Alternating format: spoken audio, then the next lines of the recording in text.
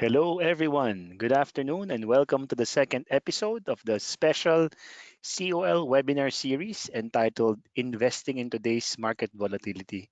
I'm sure over the past couple of weeks, retail as well as premium customers have had a really tough time trying to deal with these markets. And we've decided to hold these series of webinars to help you navigate the stock market in the best way possible.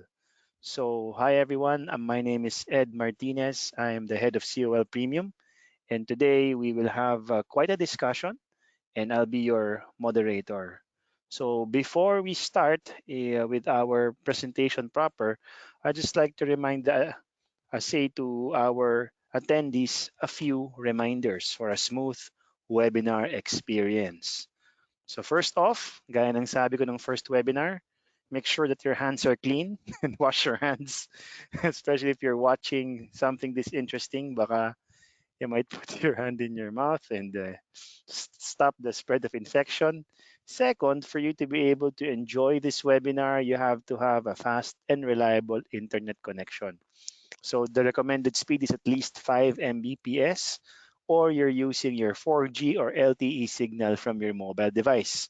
Please take note that if you are using your mobile device and you want to see our speaker or the slides, you can swipe left and right so you can change the view.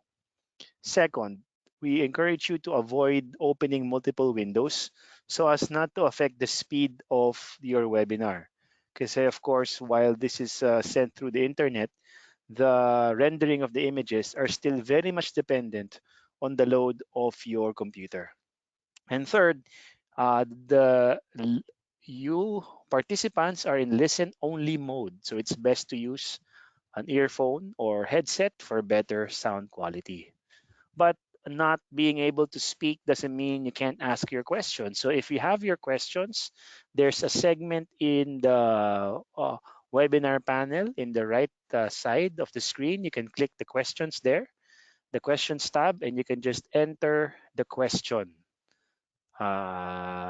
You can enter a question, and we will try our best to answer it through our expert. Okay. So without further ado, I'd like to introduce our resource speaker. He is the Vice President and Head of Sales and Customer Support of COL Financial. And in the last 5 years, he's been recognized as the best technical analyst in the Philippines by the Fund Managers Association of the Philippines. Ladies and gentlemen, let's all welcome Call's Chief Technical Analyst, Mr. Juanis Barredo.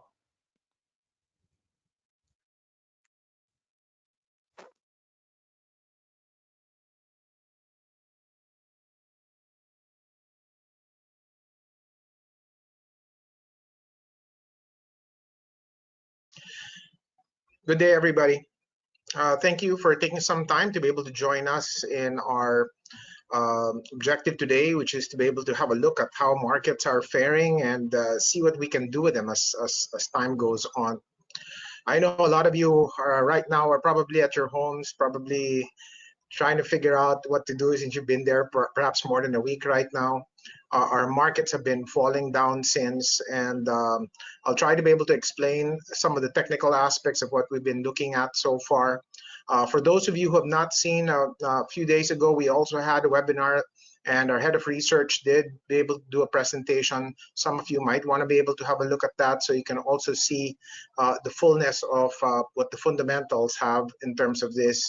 And you might find it very, very insightful. So please go ahead and have a look at that webinar that we've had. So today we're going to try to be able to run through what the technical conditions look like. So let's get right into it.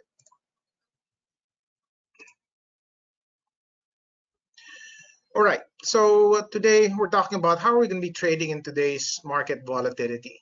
Given the fact that we've seen quite a number of declines in the market, it didn't really matter what stock was out there, whether it was a blue chip or a mid cap or a small cap. We did see quite a bit of a decline in levels that we've not seen in many years. And given the context of this type of decline, I guess many people are saying, what's going on? How long is this going to last? What do I do in this type of environment? And so let's try to be able to pick up on many of those questions. So today we'll talk about what happened, how is it affecting markets, what can happen from here, what technical pattern should we be watchful of in case it might generate some signals for us to be able to put in a trading window. And what do I do in the interim? I'm assuming I don't see any change, or assuming I'm seeing some trend changes. How do we come around to be able to see these things? And we also want to be able to try to be able to make good sense of things so that we can keep very much in mind what we have to do and what safety nets we have to do in case we do decide to be able to take some of the opportunities that the market is showing us now. So what happened today? I mean, yes, I'm sure everybody has heard about this plague that's going on called COVID-19. This is what we call a black swan event. Why a black swan, you might ask? It means it's an event that nobody saw coming, right? And it hit us and hit the rest of the world quite surprisingly. Nobody really got to prepare for this. The economic impact of this, we still have to be able to realize what type of damage is going to do and how long. Is it going to be something experienced in the short, medium, or even long term? And because of all those questions, markets have been saying, look, I don't know how to be able to deal with this. So many people have been selling their positions, and that's quite, that pushed markets down quite strongly. And that's why you've been seeing a lot of even very, very ridiculous types of declines, some of which are probably forcing prices way below what their fundamental values are. And not because they're supposed to be there, but only because investors need to be able to generate a handle on safety for their investments. And they've just sold it to raise some cash because they don't know what to expect from these conditions. I guess the questions everyone's is really asking is, how long will this last? And if it doesn't last too long, then this opportunity that the market is showing us right now should be something that we should really try to take advantage of. Also, it's quite possible along this period of waiting we're doing, somebody out there will come out with a particular cure. And even if that cure perhaps is not disseminated a lot around the world immediately, the mere fact that everybody knows that a cure is finally in existence would probably be sending your market way much higher already. So in these conditions, you have to be ready, and you cannot just say that, I'll just wait for all these things to blow over and see what I'm going to do. Because if you do that, the opportunity of a lot of the discounts you're seeing may no longer be there. Now let's begin first with what happened with markets. You can see the slide that I'm showing you here. You can see it doesn't really matter where you're from, but all markets around the world did pull back. It's quite surprisingly, though, that the place where this all started didn't pull back as much as the rest of the world. But it could be because the Shanghai index have been actually falling down for quite some time already, and this is the reason why perhaps that they have not been experiencing this.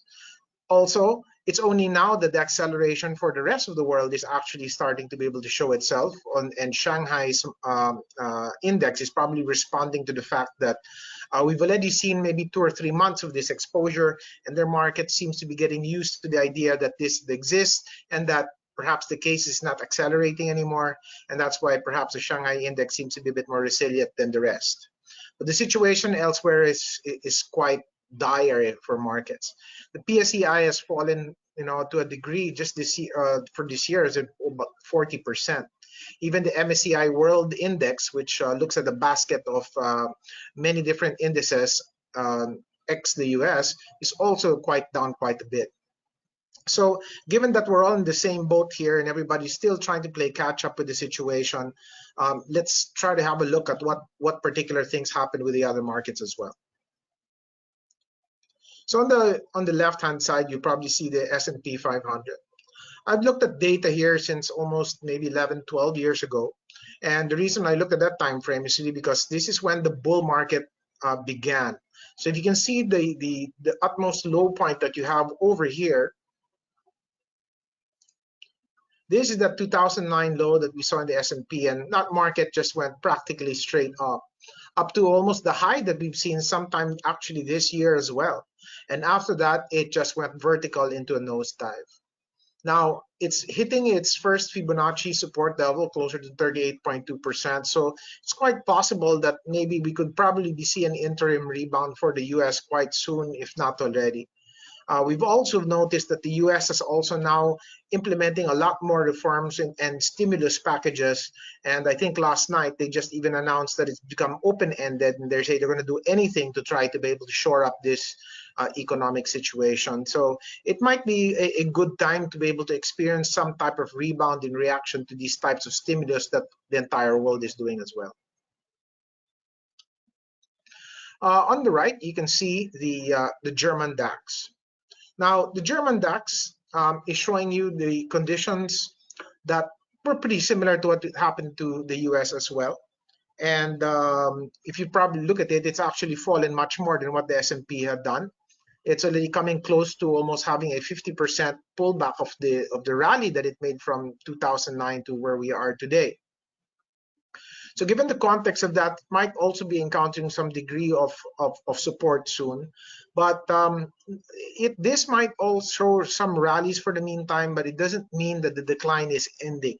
This could just mean that markets have been extremely oversold and they may need to be able to do for some sort of counter rally for the moment. Looking into US bond yields and the dollar. Now, why do we look at bond yields? Bond yields tend to represent the opinion of investors towards interest rates. So if you see what's happening here, you see bond yields are falling down quite steeply. You actually can't see on the left side, but what you're actually seeing is that bond yields have gone down to an all-time low. And to the degree that we're standing below 1% right now. And I've looked back in my data since 1960 and 1950, and I've never seen bond yields that low. So it's just trying to be able to tell you how frightened the investor is out there, that they feel that perhaps more rate cuts will probably be likely to try to be able to generate more stimulus. And this bond yield is moving quite forward in terms of that anticipated move. The dollar has actually taken a very strong command of prices recently. Although there was a time where it looked like it was about to correct somewhere over here, but then the US dollar index just jumped up very, very strongly. If you're probably wondering what's going on in the US that managed to do this? Well, in reality, what you're looking at here is a US dollar that is strong because all the currencies that trade against it are actually weaker, particularly the euro. And so when the euro is actually weakening faster than the US, then you will still see a very strong involvement in the US dollar like the way it is. So it's really what you're seeing is that you're seeing a lot more weakness in other currencies. And that's the reason why the dollar has been relatively strong compared to the rest. Oil prices. If you look at oil prices here on the left side, it looks like quite similar to what bond yields are also showing you. Oil is falling down because people are quite worried that businesses may get disrupted and that the demand for oil may substantially fall down in the course of this activity. In fact, it's fallen already quite close to about $25 per barrel. And given the context of this particular decline, again, it's also showing you the anxiety that the situation that is being shown by everybody else. And here on the right side, we have gold. The gold seems to be the only commodity that seems to have been on an up move during this entire recovery. Yes, recently we've seen it pull back a little bit, but perhaps because it went up quite sharply from 1,300 all the way to almost 1,600, but still showing a general up advance. This could be because people are probably worried about all the other volatility they're seeing in other currencies, and they're trying to weigh out that gold may be a more stable thing to be able to hang on to during this period where there's a lot of unrest and instability for other markets. So I think that gold might decide to probably cascade more. But collectively, all these signals that we're looking at is still telling us that the markets are quite worried about things. Now, are we exaggerating things already? Perhaps it is. And because of that, we hope that in the short term that we could see some degree of rallies to be able to interrupt all these declines that we're doing, and they should be able to offer some degree of possible short-term trading for some traders as well. Now let's look into the Philippine Stock Exchange Index. If you were to compare us compared to the rest, I think you can see a much heavier decline being shown by the PSEI as compared to the S&P 500 and compared also the German DAX, which we looked at earlier. And this pullback that we're seeing in the PSEI has been quite heavy, so much so that it's already gone down below 5,000, and these are reaching levels that nobody had dared anticipate in terms of its magnitude, clearly because of the black swan event that we're currently looking through. If you were to look at its foreign neighbor, which is EPHE, or the MSCI Philippine Index here on the right side, I just want to show you that the damage here was quite severe. I mean, after breaking down from this support shelf that we've seen, it just literally dropped like a rock. And in fact, it's already almost closed in on a low that it hit back in 2011, which is closer to about $19.92. So again, I really hope that this major low that we've seen back then can also provide some lift into the short term and maybe allow prices to be able to make or stage some sort of recovery. If that can actually happen, it may be able to help our local index try to do the same. So, these thresholds we're seeing right now should prove to be quite crucial, and I hope that some degree or element of support can actually come in to foster some demand back. Now let's have a look finally at the Philippine Peso versus the other Asian peers that it has. If we're looking at the peso dollar rate here on the left side, look at the relatively 1.5-year picture here. You can clearly see a downtrend still manifests itself in the US dollar, into the peso dollar rate. As this heads down, that means your peso is still firming against the US dollar. Although in the last few weeks, you've noticed a big area pattern over here, consolidation, which broke on the upside. It jumped very quickly. It did it for about 2 days, and then quickly fell back down closer to 51 right away. So far, this firming trend of the Philippine peso is still quite intact. Although, yes, in the short term, it might probably need to be able to wind up a little bit more, and let's see if it will attack that 51.75 resistance again. But so far, there's been no change of its trend, and so far that would mean that there should be no problem so far into the movement of the peso. Now let's look at the peso compared to some of its other Asian currencies. And if you were to look at it, the peso is this black line that you see here. And compared to that, you will have, of course, the euro here right above it. You will have the Indonesian currency. You also have your Indian currency and the Thai baht. Now, if you notice, the Indonesian currency has been the weakest. I mean, it's actually depreciated 16% of its value into this year, and so it's been quite hard hit. So far, the peso seems to be the more stable currency that we're seeing here, and that should be able to keep investments from capital flight, because it seems to be holding on in its ground, and that particular strength should try to be able to keep investors inside our country. So that's one of the good things we see so far.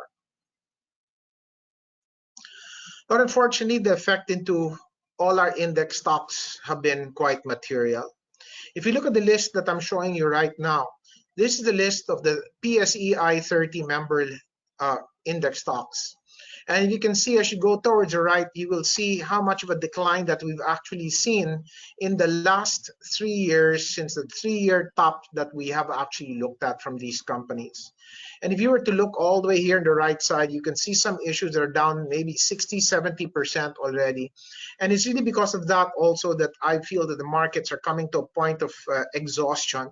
However, it's still looking for something to grasp on. Why? It's looking for a reason to rebound.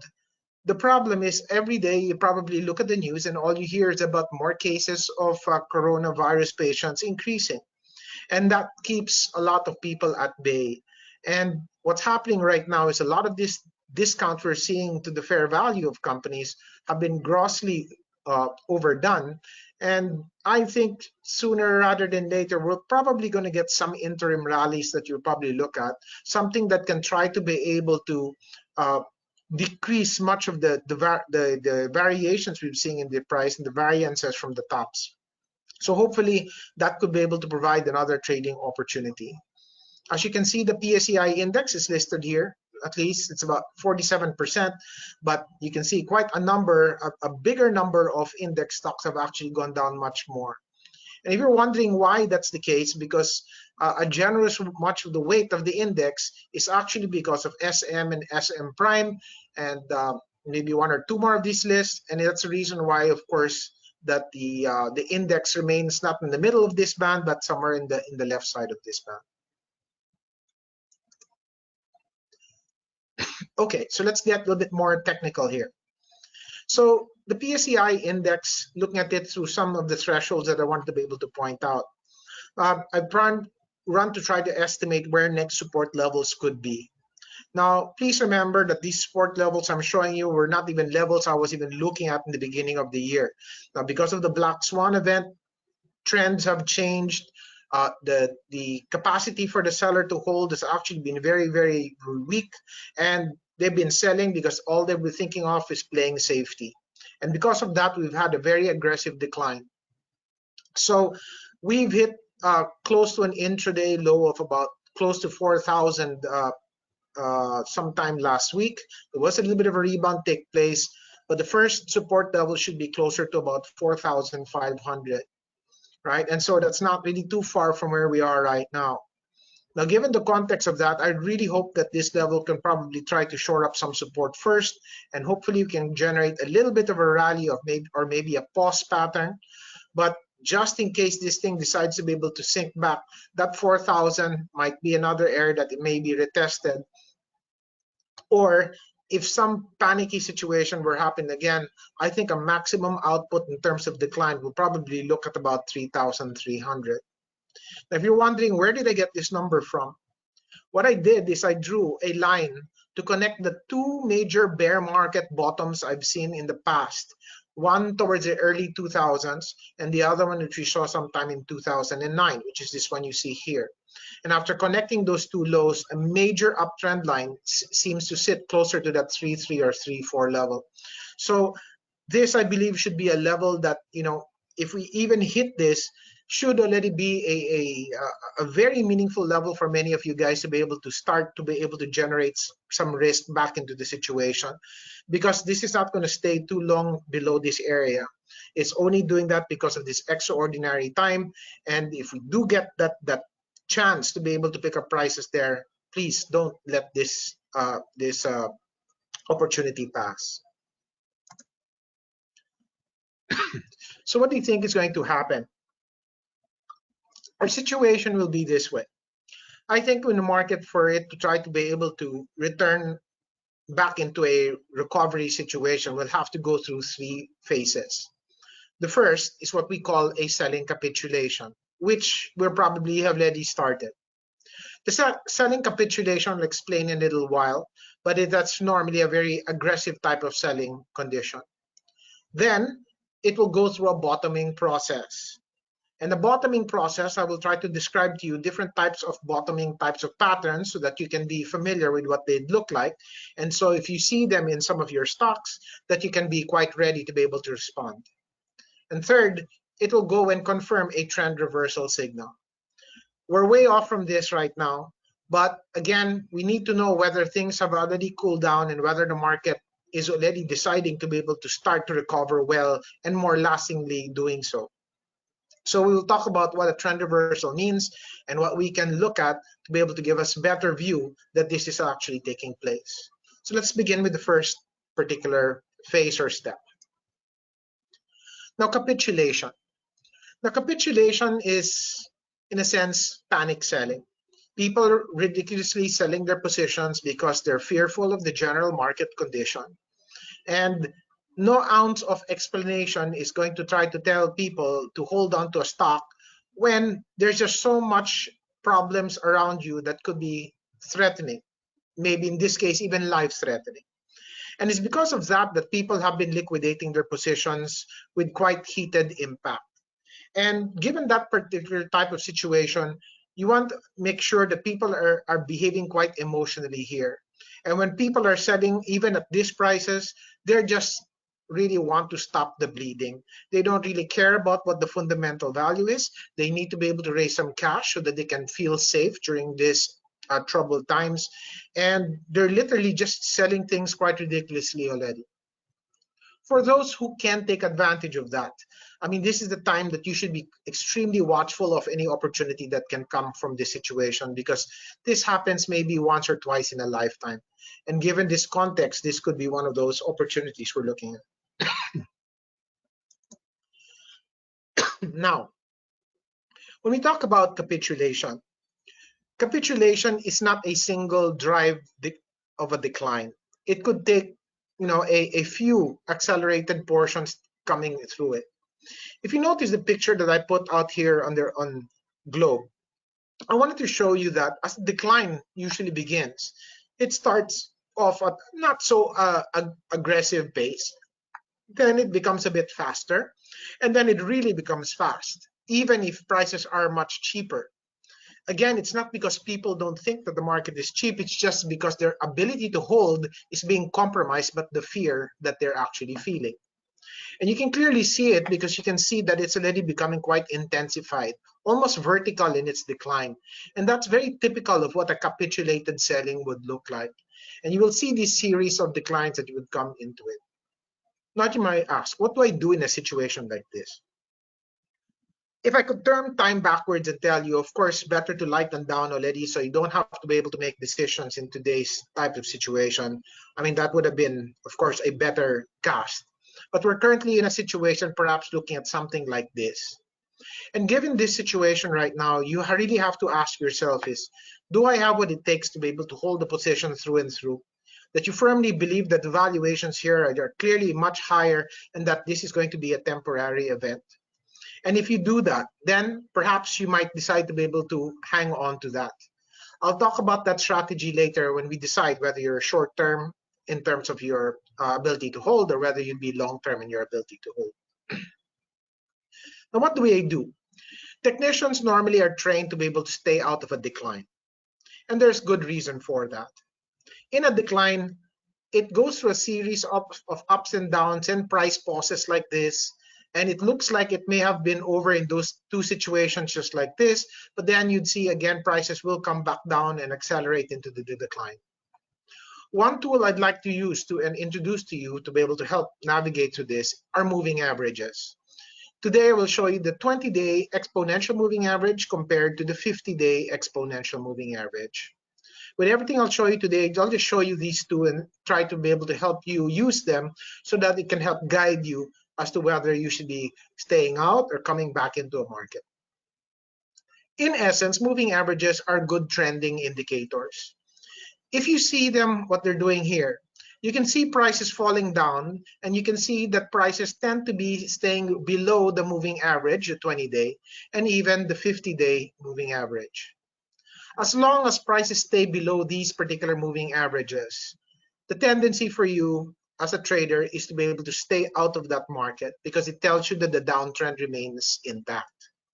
So when you're using this 20-day moving average versus the 50-day, as long as you don't see the 20-day cross up strongly over the 50-day and you just see prices staying below both, then the basic assumption here is to be able to stay out of the market.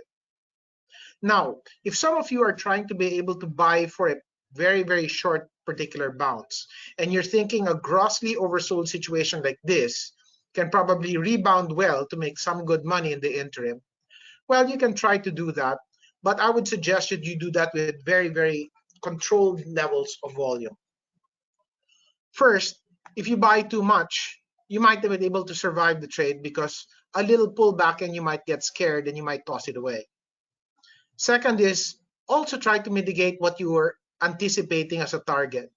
Normally, if your price is down here and your moving averages are, let's say, above at this level or at this level, you should only be targeting either this or this as a potential rally, and that being the best of the situation. If you can see here, rallies were actually quite blunt, and only because people were able to buy at a very low price. Rallying this distance, some of those guys are taking in good percentage gains at this. So it does take some time to be able to get away from a decline such as this. And it is a process of bottoming out, as we will explain to you in a while. So the process of bottoming in terms of our market will probably show itself in a few forms. We'd like to be able to put some letters into these types of forms so that you can generally get a sense of how it can be easily described. So three bottoming processes. Let's call the first a U-shaped bottom. The second will be a V-shaped bottom. And the third will be a W-based bottom. Let's look at the first. Now the U-shaped base looks like this picture you see here. You see a downtrend, slowly slowing down, eventually going sideways, starting to get a bit more firm, and then eventually turning itself up and then moving back into an uptrend. Now this U-shaped base is a clear anticipation of a market that perhaps is not seeing a very rapid sense of a recovery. And this could be the case in our market because we don't know how fast that they'll be able to fix the problem of this plague going on. So what will happen here is we could probably get this type of impact. So if you look at a sample of Magna Road in the past, you will see very sharp drops. Again, capitulation, a little rally, capitulation, a little rally. And here you can see a much more good orientation in price.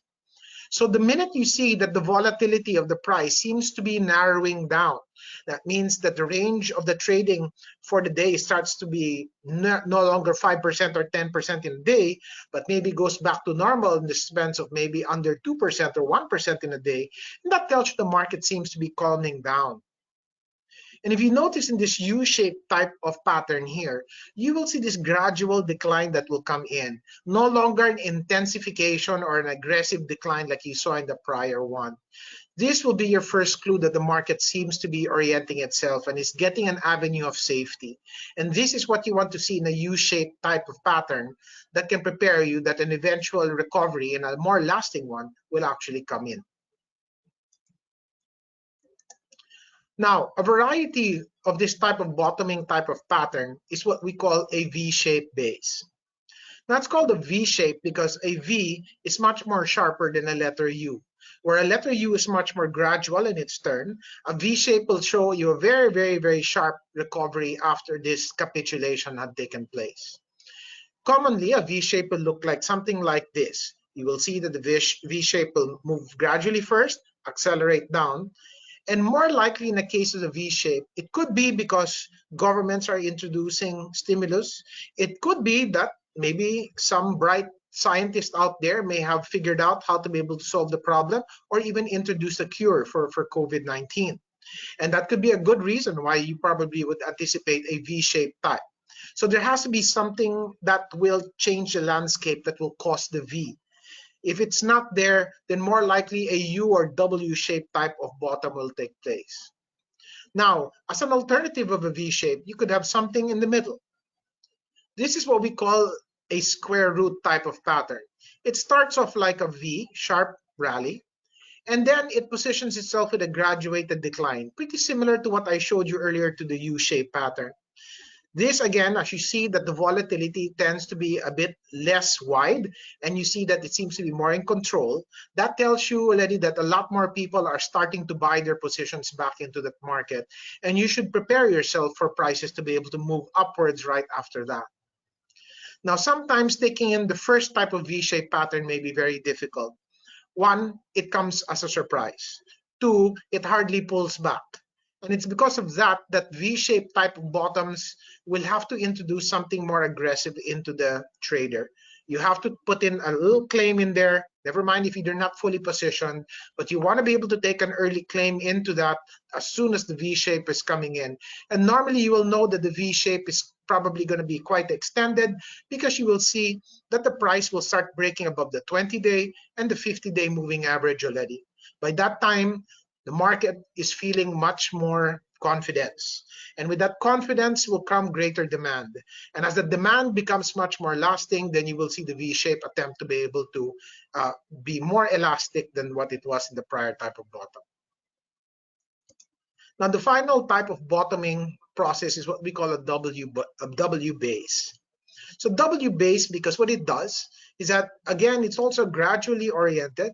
There could be some news of a cure, or there could be some news that we're getting close to a cure, but it still leaves a certain period of uncertainty.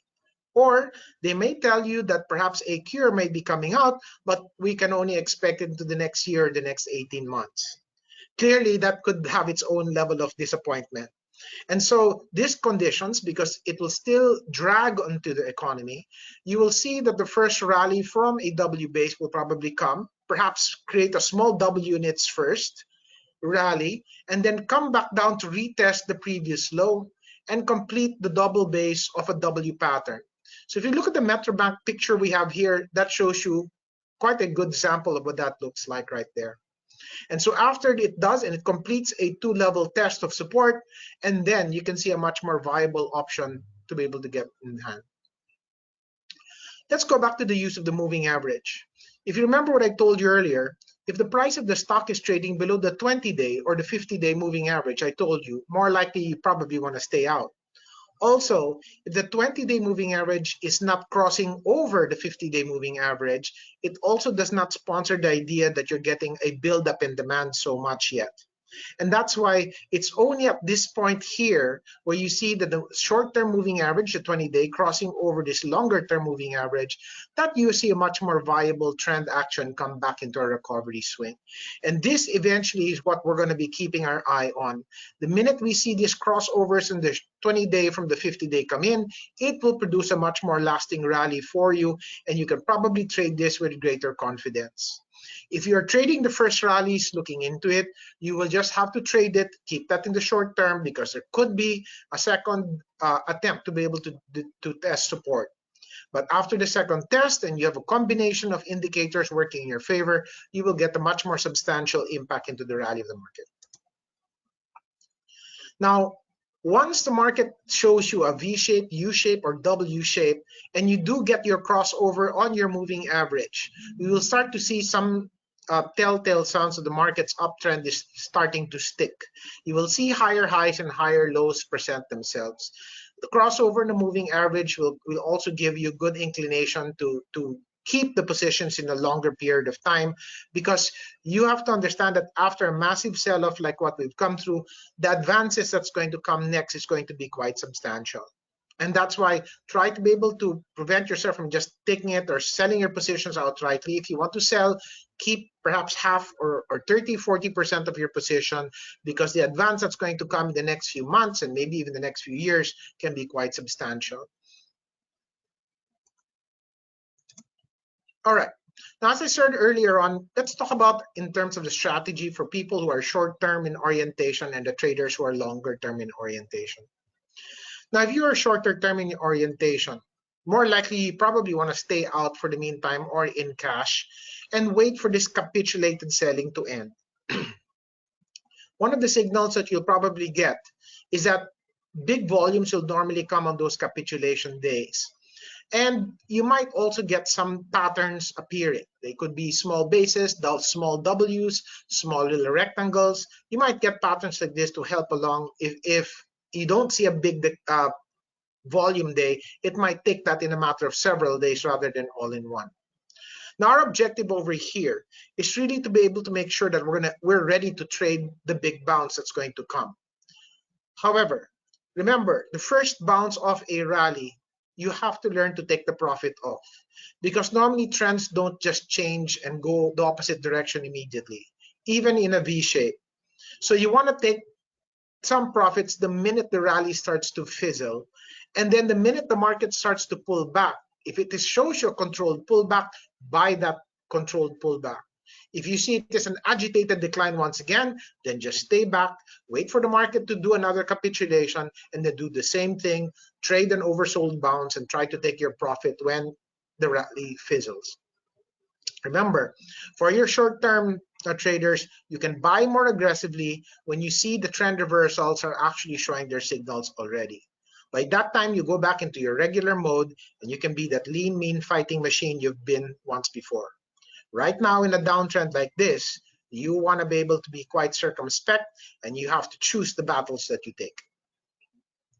For the longer-term trader or holder, let's look at it in 2 points of view. If you're still in and you are light, you may want to hold on to your position and wait again for the next buying opportunity, such as, for example, the end of a capitulation, to add to the position.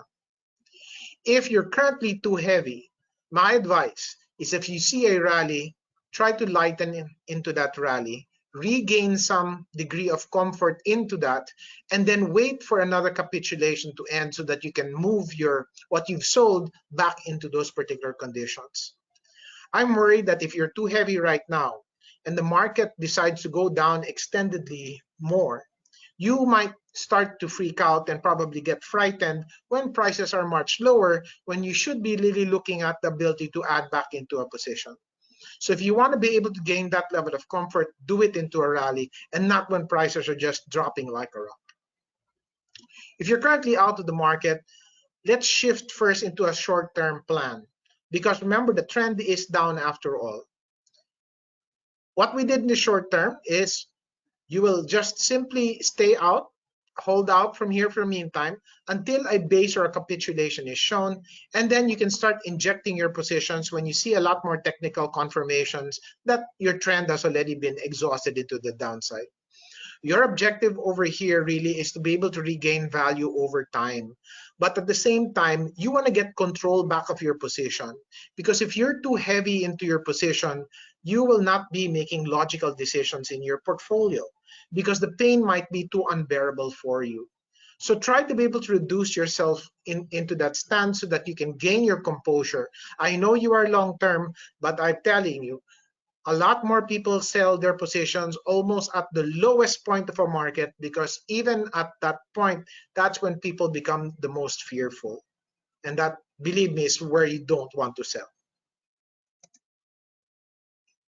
So what should I keep in mind in terms of this? First, let's look at this in terms of a survival guide for us traders. One, rising tides raise all ships and falling tides sink them. And what that means is, I know we will be talking about particular stocks in a little while, but remember, understand that if you are in a bearish market or in a bullish market, a bear market tends to engulf everything into a downside. Does not play favorites. It's the fear of the people that will drag prices down. And it's because of that that you might be saying, oh, I'll hold this or I'll hold this or a small cap, mid cap, or big cap. But you will see that the intensity from all of them will do relatively the same. Now, the only advantage I see of holding on to the blue chips as compared to the small caps is after this worst part is over, the first things that will rally will be the more liquid and the larger issues. I would suspect the index stocks will go first because this is the opportunity that a lot more people out there can actually buy these very, very much in-demand issues at crazy in-demand prices. Second, always and always wear your life jacket in this market because you have to protect your capital. Right now, you're in the game as long as your capital is still intact. If you allow yourself to buy too much and you try to be able to survive in a market like this, it might really test your patience. If you end up selling, like I said, towards the lower end of this range, you might not have so much left. So do what I said earlier on, that if a rally comes up, you probably want to get yourselves back of comfort and safety by liquidating some positions so that you have more ammunition to take advantage of this just in case the market continues to go down or to retest the low that it's had before. Three, and very, very importantly, if you dare use margin, please use margin wisely. Now, the use of margin is the ability for someone to borrow money from their broker to be able to use that to buy stocks out of their cash value. Now, there's a time and place to use margin. This is not that time. And the reason is because in a downtrend, you have time ticking against you. Interest charges are on the loan that you make, and prices continue to drop down while you're paying interest charge. So if you dare use margin in a market like this, it must be only a small portion of the margin. Don't maximize your margin levels here. Bring it down. Perhaps at this stage, if you're going to do at a maximum, you probably only want to have 30% or 20% for now. And when the market starts to base up or show some bottoming process, then you can always re-inject that later. The last thing you want is to go through a margin call when prices are coming towards their lows. Again, prices can stay down here for an extended period of time. And again, that will just track itself against you if you don't know how to use margin well. Next, pick your trend time frame and stick to it. Now, what do I mean by that? When you're coming out as a trader, you have to decide on the onslaught. Are you going to trade in the short term or are you going to trade in the long term? If you decide to be a short-term trader, then you have to follow short-term rules. If you're going to trade in the long term, then you have to follow long-term rules. So you don't be switching from short-term to long-term, short-term to long-term, or long-term to short-term only because your emotion tells you to do it. There should be some logical sense into it. A typical example would be you trade a stock in the short term, it starts falling down and you take a little bit of a loss, and then you say, okay, I won't use short-term cut loss procedures anymore because I'm already down a little bit, and I'll just hold it in a longer period of time so that eventually I can recover.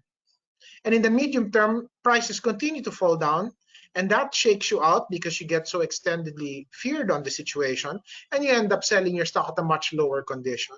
So don't change a short-term position, make it a long-term position for the wrong reason. Next, trends take time to turn. You and I are all wanting this market to turn around immediately, and I hope it happens tomorrow. But the conditions we have to be realistic about. Today in society, we're dealing with something that we've never seen before. Some of us never in our lifetime.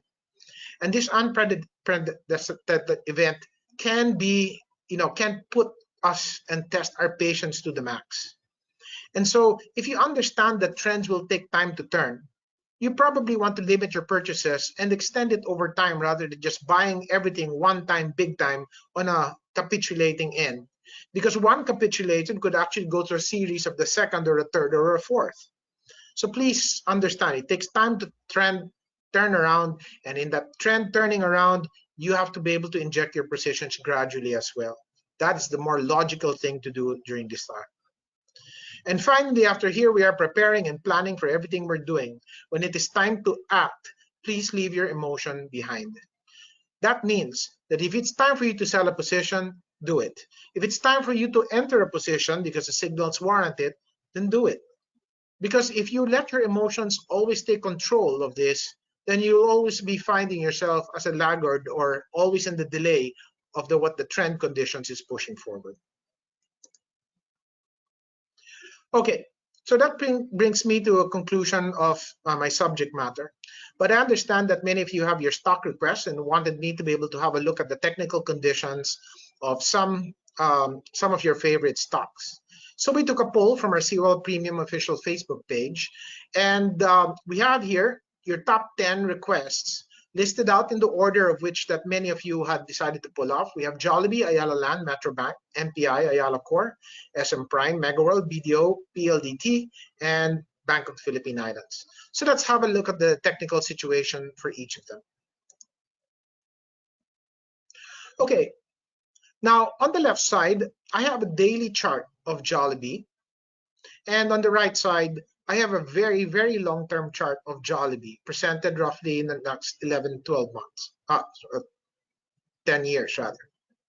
Now I'm drawing these two time frames so you can get a better cast of what to anticipate in terms of potential support. Let's look at Jollibee. So Jollibee just took off on the downside. So here's an example of an accelerated decline that could be leading into a capitulation. MACDs are still pointing downwards, and that tells you that the momentum is still in the decline here, and so it doesn't mean it's automatically going to bottom yet. But the mere fact that I'm seeing price gaps already is telling me that this is already coming closer to an end rather than the beginning of a decline. Also, RSIs are starting to tell me that you're oversold as well. When we're looking at the monthly chart of Jollibee here, you can clearly see the damage has been quite severe. It's gone from this high over 300 all the way up to 95 pesos per share. And given the context of that, we're also seeing very oversold readings into the monthly chart. Normally, when you see very oversold readings in the monthly chart, you really want to get ready to be able to start looking to maybe potentially purchase this in due time, especially when those reversal signals I talked about are coming in. I've also outlined the potential next major support between 95.60 and, just in case things get more harrowing into the decline, 73 pesos into decline. Just keep these targets in mind. I'm not telling you you're going to hit those targets, but just in case an opportunity comes where you see a tag on this or this, then I think it might be worthwhile for those long-term people to be able to start purchasing little by little those levels as well, because a recovery from here can be quite substantial. Now, as a general rule, in a rally situation, this price has the potential to rally to these moving averages, which I outlined here. I put a 10-day EMA, a 20-day EMA, and a 50-day EMA. More likely, a rally from this type will probably just touch the first one, maybe and max the second one. So if you're looking for a target in potential, use this as your first target zones. More likely not this yet. Remember, this is just an interim rebound and not a trend reversal yet. Ayala Land. Ayala Land seems to have already started its recovery. Here's the gap that I was talking about. It's almost closed that gap already. And a potential target could be between 31 to 34 for Ayala Land. It's also come from an oversold stage. And if you're looking at the long-term position, it already tracked the first support target I had, which is 23.50, and the next one even was also intraday hit at 20 pesos per share. And I think these are viable levels already to do your long-term gradual accumulation for this. But remember, tone down the aggressiveness because we have no reversal signals as of yet. Metrobank. If you notice the pictures I'm showing you are almost resembling the same type of situation. So again, we're looking at intensification. There was a bit of a gap in here. Prices may, in a rally condition, try to rally between maybe 43, hopefully maybe closer to maybe 46 by the time, and perhaps that be the immediate condition. But Metrobank has fallen almost to the low it's been in 2009. So I really would anticipate major support between 35 to 31 for Metrobank. So keep your eye on those levels. MPI. Now MPI has a little bit of a different trend condition, is because if you notice it had its pattern that it did over here. This was because earlier they announced a buyback situation which allowed the stock to actually recover while a lot of issues were still falling down. But eventually it's succumbed to the same type of selling and we've hit new lows as well. So this may not have hit the particular lows just yet, but I hope that in due time it will. The potential rallies from about 290 to 3 may be your first resistance areas. Major support for MPI is between 2 pesos and 20 cents and 2 pesos. Ayala Corporation, I think, has been really sold quite heavily. Again, here's another gap also highlighting a potential exhaustion. Prices may try to make a recovery back to this moving average or this moving average. So right now it's between 517 to 585. Also coming from an oversold state, both in your daily and also both into your monthly chart. Major support between 350 and 268. SM Prime. SM Prime tried to hold up into its advance for quite a lengthy period of time, but eventually prices did have to fall down. As you well know, malls are also hard hit because of the situation that the plague outside is damaging, of course, businesses into this area, and you cannot congregate in malls anymore, and a lot of closures have taken place. And perhaps it's the reason why it played catch up into the decline. But look at its RSI, a 9 RSI in SM Prime. I don't even recall when I've ever seen that in my lifetime. So this is extremely oversold already. In the monthly, perhaps not as of yet, but if you notice, major support for it is between 20 pesos and 16.30. We did see an intraday low closer to that 20 pesos already. So I hope that this can establish itself as a strong demand point for the meantime. Magna Road is also another company that's actually gotten hit, perhaps also because of the virus and, of course, the potential pullouts of some of the POGO workers. And it's because of this that prices have just been quite slippery. But again, it's also now trading with an RSI of 10, potential rally between 260, maybe back to 3, and that should be able to leave potential upsides. Major support from Magna Road will be at 2 pesos to about 1 peso and 76 cents. BDO. BDO also had a bit of a gap here. managed to be able to close it on day one, and in the last few days it seems to be holding its ground. So I think this one not really that oversold as of yet because its RSI is at 30, so it could probably recover, but maybe not so much. Maybe back to 110, and hopefully try to be able to make a pullback to be able to give us a better opening later. Major support for BDO is between 75 and 56. Again, please remember, when I'm giving you a second support values like this, I really don't think it can hit it, but just in case we see it, just have a little bit of some ammunition ready just in case that opportunity knocks in our door. PLDT. Now, PLDT, unlike many of the other types of stocks we were looking at, have been on a pretty good uptrend before the decline has taken place. PLDT is a little different. If you notice the situation here, it's actually been falling down since 2015, 2016. It's been on a downtrend since, and I have not seen any reversal trend from PLDT as of yet. So I really think that unless I see a major reversal from this, breaking off this major downtrend line, I would probably just be very, or minimize my puts back into PLDT for the meantime. I see something major take place on its trend change. For now, maybe a rally back within the pattern could suggest something, but it might get itself locked closer between 1,000 to about 1,050. Major support for PLDT is between 900 and 800. And finally, we have BPI. So BPI, just like the rest, have actually fallen down. RSI is about 20, so yes, it's quite oversold as well, but not as radical as the rest. And maybe potential rally could be between 62 to about 69. And if you're looking at major support for BPI, 50, which it hit, I think, partially the other day, and the next one would be about 43 pesos per share. So again, if you can see the typical stocks, many of prices are not even breaking above their short-term moving averages. And as I told you earlier, for the short-term traders, you probably just want to stay out until a rebound starts and then take a little bit of a position to sell it near resistance and then wait for prices to come back down for a retest of a potential bottoming pattern. And we will just continue to do that until trends change. We take advantage of the rally, but understand it may not be too enduring and that the potential for a base out may still come back, and so do prepare for a major support retest after that. Okay, so that brings me to a wrap up of what I wanted to present to you today. I want to leave you with some words of wisdom. In many ways, the stock market is like the weather, in that if you don't like the current conditions, all you have to do is wait a while. And markets can remain irrational longer than you can remain solvent. For those people who are on margin, please highlight what this means, because you might be pushed towards a condition that might go extendedly into a downside and you might be forced out of your positions. For those of you who still don't have too heavy a position, you've got decision making to make, and just try to make more of a prudent one. We have an opportunity today. Be ready to act when it's ready and when the technical signals come back into place, and don't try to be able to take too much of an early position, because that itself might prove to be quite a difficult thing to stand on. So with that, I'd like to say thank you very much and good luck to our fellow traders and investors out there.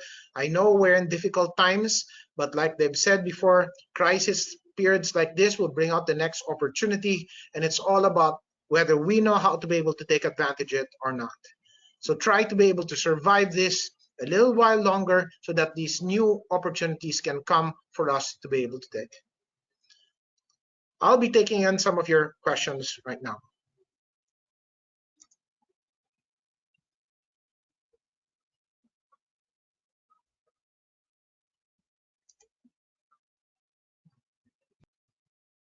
Okay, thank you very much, Mr. Barredo, for your very interesting presentation.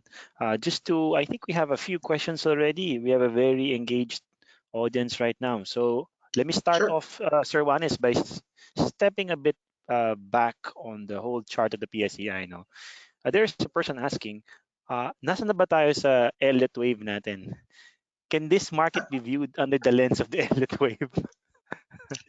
Well, if you're looking into an Elliott wave, we are now into a bear market swing. And normally inside a bear market swing, you will invert the Elliott wave situation.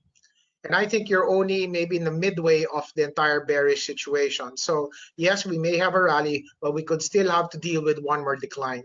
So if we're looking at it as a big ABC, where we have not even finished the A and we're just waiting to go into the B wave rally. Oh, okay. All right. So that's a bit may cause some concern. All right. So we have another question here, sir. We have you a while ago. You've mentioned the different shapes of recovery: the U, the V, and the W. Right. Which do you think is most likely uh, present in this market? I think if no cure is taken in good time, it'll more likely be a U shape or a W shape. Okay. All The right. V shape I will reserve because it's really something surprising has to come in to be able to inject that. Now I Okay. know that the Federal Reserve has been throwing a lot of stimulus right now, and that could be, that could be a monkey wrench in this entire thing.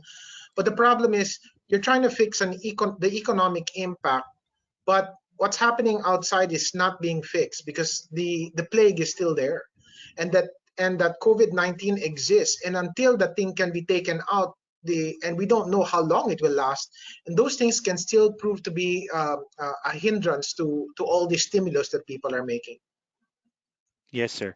And for the U and the W, how long does it usually take? For instance, the market does a U-shaped recovery. That could easily do about 4 to 6 or even 8 months long. In a W, maybe it's a little shorter. Okay. All right.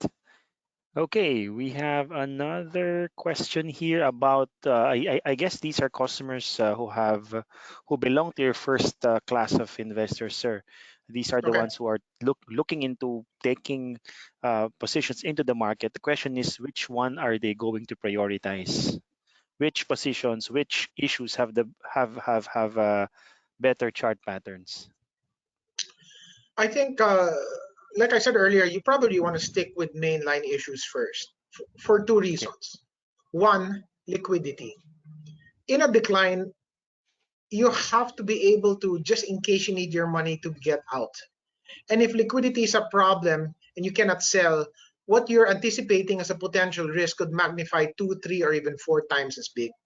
Because if you want to sell a lot of the small caps right now and there are no buyer, you'll probably be able to sell it, but you'll probably sell it 10 or 15 or 20% lower. So liquidity is an important condition here if you're even attempting to do some bargain hunting. Next, buy a good story name that's not being hit out there by something. For example, um, if you're talking about gaming, you're talking about some property stocks that have Pogo. Uh, if COVID-19 starts to be able to get solved somehow, you still have to solve the issue on Pogo, and those might be underlying things that could affect some of those businesses. In fact, what you should be looking at right now, and I think April talked about this in her earlier webinar, look for the issues that have businesses that might either be neutral or beneficial in an environment like this. For example, if you're talking about companies that are selling in groceries right now, I mean, that could be an advantage. Telcos perhaps may not be too hit because everybody's home right now using all the telco services and broadband services. So you probably want to be able to look at issues like this first because they have this uh, uh, points of view where people will say, okay, they're not too badly affected. They could be able to generate better earnings in the long run, and it could generate also bigger rallies for them. All right.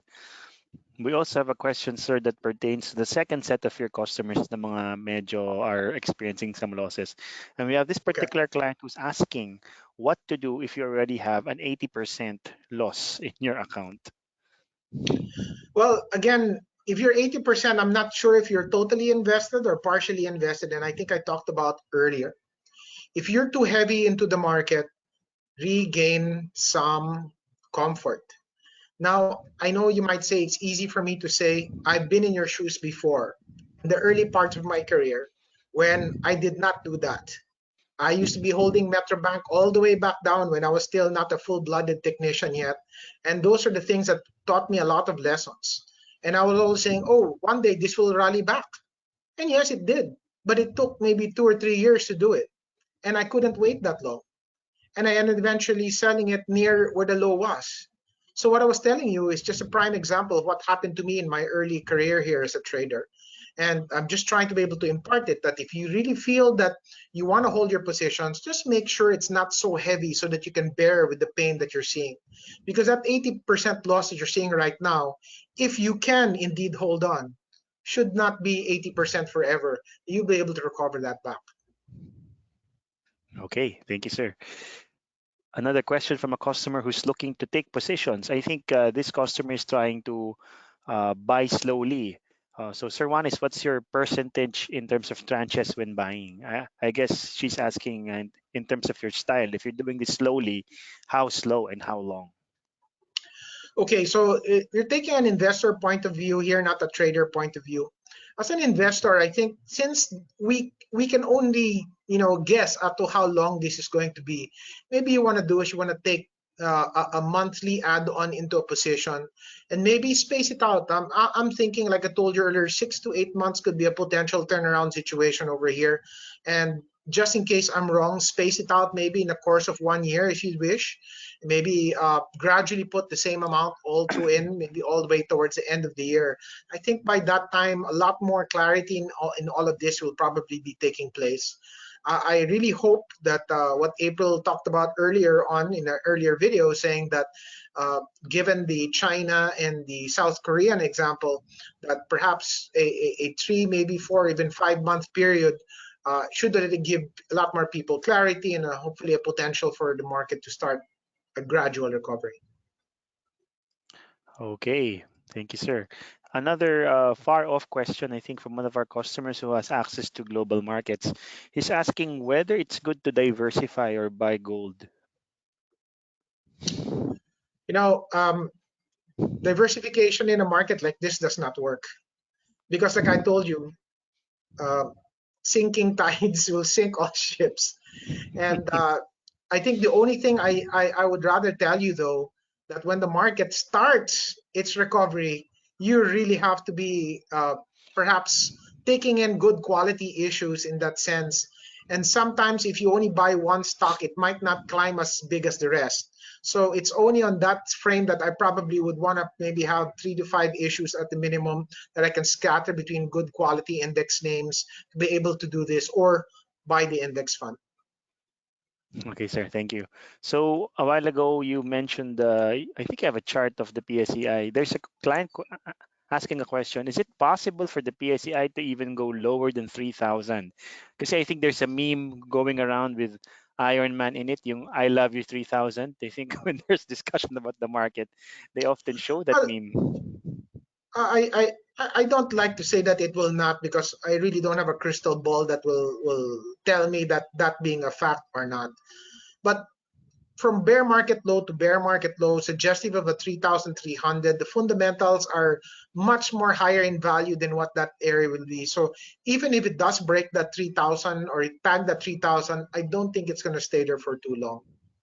So if you see Okay. it, please take advantage of it. Ito, sir, we have a question from a trader. What would be your target for the first bounce of the index? Is the first day exponential moving average a good target? Yes, you can use the 10, you either use the 10 or 20-day exponential moving average as a target. But please remember that this has to be the viable rally, and you will see, because we will not be the only ones doing it. You'll probably see it happening from the US and Europe and parts of Asia all rallying at the same time. That's when you know a more viable rally is coming up for it. And I think those targets I gave you are potential. But start with a 10-day EMA, and then move it up to the 20 if possible. Okay, we have another question here, sir. You mentioned a while ago that we should be worried whether that decline is going to be controlled or something that's not controlled. Now, Yes. aside from looking at the price intensity, what other indicators are you looking at to tell you whether it's controlled or not?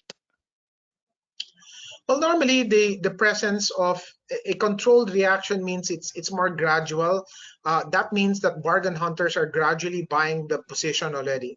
They're not buying it aggressively, but at least as prices are moving into that decline, there is some mechanism of defense working its way inside. So that controlled movement is very important.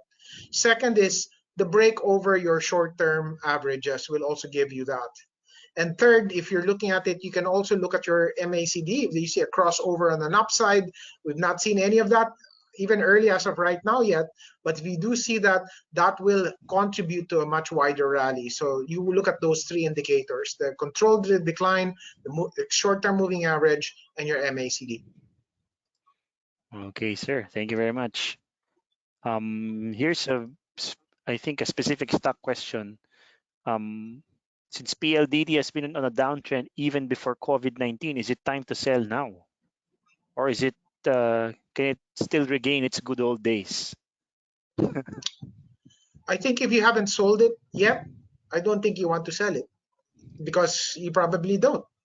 So I Okay. think that if you waited all this time, you might as well wait a little bit more because it's not really that intensified anymore. There's potential for the business to turn itself around as of this stage, as of what I understand, and hopefully that these conditions can be able to line it up quite more formidably into the next trend reversal. Because if you haven't sold it yet as of this time, you might as well wait it out already. Eto, sir, I think that's one of the first questions asked with regard to call advantage. I think we have a fan of the VMS system. Okay, When do you think that the M of he noticed that all of the M's are stuck in red. right. So he's asking whether when it will change, when that condition will change. Well, remember, a rally has to come up first. Without a rally, if you only have very, very brief or minute and blunt rallies, that red color will not change. So what will happen is you need a relatively good modest rally to come in that will break above either the 10 or 20-day moving average, and then perhaps it might tame down its color. But until that, you're not going to get those red colors change. So just be patient. Eventually, you will see it. Thank you, sir. And again, for those who are not so familiar with Call Advantage, it's a platform that we have designed for guidance. You can sign up for that, and you can have an instant, signal on the momentum of that particular stock. So I'll talk more Mhm. about it in a little while. I guess we have room for one more question. Just from one of the clients, I think, who just signed in a little bit late. But is it better to wait for the bottoming process to form before getting in? Or should you already make test buys for the long-term positions on a possible bottom area? So I guess, yeah. Go ahead, sir. If you're a trader, I would suggest you wait for it, especially if you're new at this, because believe me, you coming in too early and having to be able to witness another harrowing drop, I don't really know if you can painstakingly wait through that particular ordeal. In fact, there's a statement out there that says Wall Street's graveyards are filled with people who were right too soon. And what that means is they ended up in the graveyard because they couldn't last, because they got so scared after trying to buy too early. And when prices continued to fall down, they shot their positions out, and then the market rallied right after that. So you probably want to wait for those reversal patterns to appear first, at least until more experience comes in to be able to help you out. I don't think we can answer this one. Uh, any thoughts about, no, sir? There's a client asking, do you have any thoughts about whether the US will go into a recession? Well, I'm not a fundamental analyst, but I figured so. I've probably been reading the same articles you have, and Yeah. quite a number of people are already forecasting that there could possibly be one as a result of all this. Um, in fact, I think 1.5 years ago, people already projecting a potential recession coming out, but it got delayed, and perhaps now it just got accelerated. So it's quite possible, but I really hope that even if there is one, remember, I think prices have overshot their fundamental values on the downside. So that alone should be able to give you a rally space, whether the recession comes or not. All right. Last question, sir. There's a person here asking whether the market condition would be different if shorting was allowed in the Philippines. The only difference is that you will have us more volatile because you would Okay. see rebounds and declines that will be accentuated. because on a way down you could clobber it down, and on a rally you will do short covering, so the volatility will increase, but the trend will not change. When the market decides to go down, it doesn't matter whether you have shorting or not, it will follow that particular trend. The only thing that will change is the volatility band. It will increase if shorting is allowed. All right. Thank you very much, sir. Thank you very much for your thoughts, your presentation, And and for thank you answering the too for questions. everybody and for time to listen. Yes, all right. So we will continue this discussion. Again, for those of you who are not able to catch this webinar, we will make it available through the COL Premium official Facebook page and also, I think, sent through your emails. And in the Facebook page, we can continue with the discussions, your questions. If ever we weren't able to cover your questions today, we'll be happy to answer them through the Facebook channel.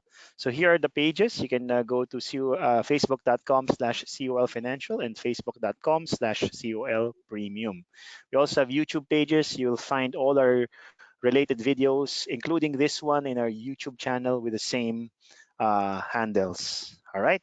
So we also like to invite everyone again, if you want to continue this discussion and some more content, we have a COL Premium official Facebook page. You can just copy the URL in the screen that you see and click join so we can approve your joining. This is a group which is exclusive to COL Premium customers. So make sure you take those joining questions seriously. All right. Yeah. And thank you very much. I think we have a last page. There you go. If you have any more questions, feel free to contact us through helpdesk at COL Financial.